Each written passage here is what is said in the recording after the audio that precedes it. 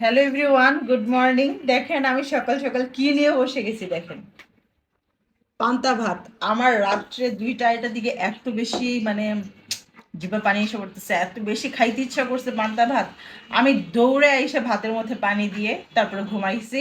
তো সকালে উঠলাম, উঠে আমি তো একদম ঘুমাইতে পারতেছিলাম যে কখন আমি খাবো, কখন আমি পান্তা ভাতটা খাবো।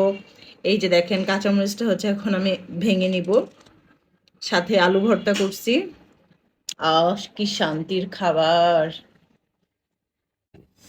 বেশি করে আলু ভর্তা নিয়ে নিব। গাইস, পান্তা ভাত যদি 8-10 ঘন্টা পানিতে না ভিজায় খান তাহলে কিন্তু কোনো উপকার নেই। আমার কিন্তু খাবারটা উপকার হইতেছে, আবার আমার মনটা অনেক শান্তি হলো, শরীরটাও শান্তি হলো। এখন আমি খাবো। বিসমিল্লাহ। উম,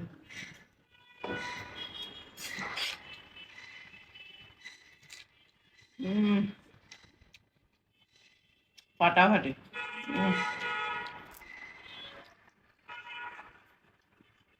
জম্মের মজা, জম্মের মজা, ম্যাক্সের মজা। হুম, মাথা নষ্ট।